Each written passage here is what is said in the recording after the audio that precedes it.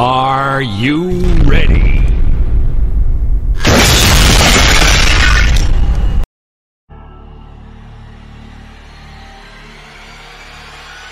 Baik, selanjutnya kita akan melakukan uji beda post-test kelas kontrol dan post-test kelas eksperimen dengan menggunakan uji independent sample t-test.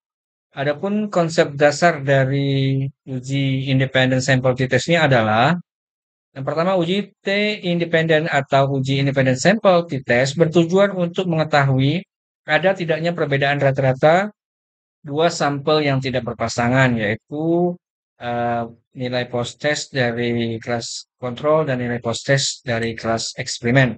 Yang kedua, jenis data yang digunakan dalam uji ini berupa data yang tidak berpasangan. Persyaratan penggunaan uji ini adalah data penelitian yang berdistribusi normal dan variannya harus homogen. Namun, homogenitas ini bukan syarat mutlak. Jika salah satu atau kedua data tersebut tidak berdistribusi normal, maka uji hipotesis menggunakan uji statistik non-parametrik dengan uji Mann-Whitney test. Adapun rumusan masalah, apakah ada perbedaan yang signifikan nilai post-test media video dan augmented reality untuk pembelajaran biologi? Dengan hipotesis yang harus kita buktikan adalah hipotesis alternatifnya ada perbedaan yang signifikan antara nilai post-test, media video, dan augmented reality untuk pembelajaran biologi. Adapun dasar pengambilan keputusan independent sample t-test, jika nilai sigma lebih kecil dari 0,05 maka HA diterima. Jika nilai signifikansinya lebih besar dari 0,05 maka HA ditolak. Tahapan uji T independen untuk engine score adalah kita buka file uji engine score yang sudah dilakukan sebelumnya, yaitu seperti yang di laman LSPS yang sudah kita buka di laman SPSS ini. Ini merupakan data yang sudah kita lakukan uji pada uji engine score. Selanjutnya kita akan menguji normalitas terlebih dahulu dengan tahapan analisis, normalitas, homogenitas, uji T independen, dan outputnya. Pertama kita lakukan uji normalitas. Kita analyze, berikutnya descriptive statistics, explore.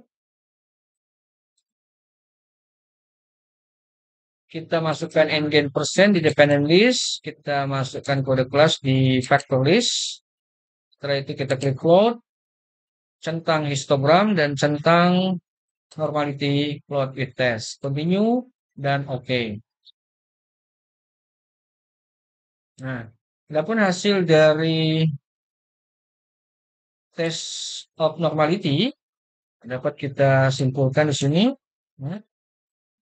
dengan nilai signifikansi dari Shapiro Wheel di kelas eksperimen adalah 0,157 dan signifikansi untuk kelas kontrol adalah 0,129.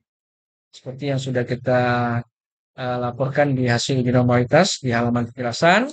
Maka dengan begitu kesimpulannya adalah nilai signifikansi engine persen di kelas eksperimen adalah 0,157 lebih besar dari 0,05.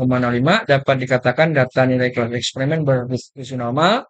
Dan nilai signifikansi engine persen di kelas kontrol adalah 0,129 lebih besar dari 0,05. Dapat dikatakan data nilai kelas kontrol berdistribusi normal. Baik, berikutnya kita akan lakukan uji T atau uji independent t-test.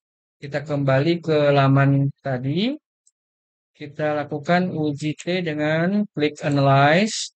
Berikutnya adalah compare mean. Kita klik independent sample t-test. Kita riset terlebih dahulu. Kita masukkan engine persennya.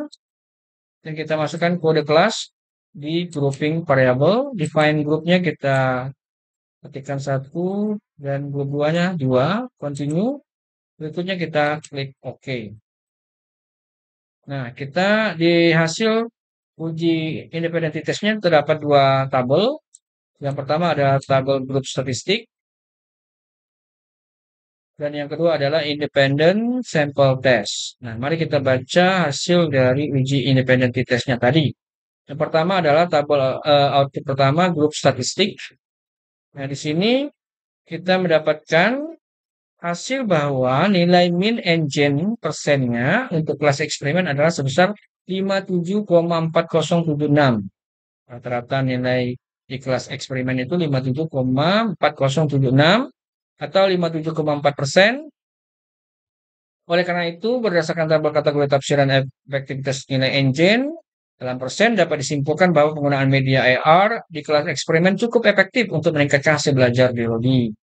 Selanjutnya diketahui dari tabel output grup statistik tersebut, nilai min engine-nya untuk ke kelompok kelas kontrol adalah 55,8386 atau kita bulatkan 55,8%. Oleh karena itu, berdasarkan tabel kategori tafsiran efektivitas nilai engine dalam persen dapat disimpulkan bahwa penggunaan media video di kelas kontrol cukup efektif untuk meningkatkan hasil belajar biologi. Maka secara deskriptif statistik dapat dikatakan bahwa tidak ada perbedaan efektivitas penerapan media AR dan media video dalam meningkatkan hasil belajar biologi siswa. Berikutnya, untuk penjelasan tabel yang kedua, yaitu tabel Independent Sample Test. Berdasarkan tabel output tersebut diketahui nilai signifikansi pada Levens test for equality of variance adalah sebesar 0,653, artinya lebih besar dari 0,05, maka dapat disimpulkan bahwa varian data engine persen untuk kelas eksperimen dan kelas kontrol adalah sama atau homogen. Dan dengan demikian, maka uji T independen untuk n-gain score berpedoman pada nilai signifikansi yang terdapat pada tabel equal variant of assume. Jadi, berpedoman pada ini, maka dapat disimpulkan dari hasil output independent sample test tersebut diketahui nilai sig to tail adalah sebesar 0,802, ya. 0,802 artinya lebih besar dari 0,05. Dengan demikian maka dapat disimpulkan bahwa tidak ada perbedaan efektivitas yang signifikan atau nyata antara penggunaan media AR dan media video dalam meningkatkan hasil belajar siswa. Demikian hasil uji independent test untuk mengetahui apakah ada perbedaan yang signifikan nilai proses media video dan AR untuk pembelajaran biologi. Nah, dari hasil itu dapat kita simpulkan bahwa tidak ada perbedaan signifikan antara efektivitas penggunaan media AR dan media video dalam meningkatkan hasil belajar biologi. Demikian, terima kasih.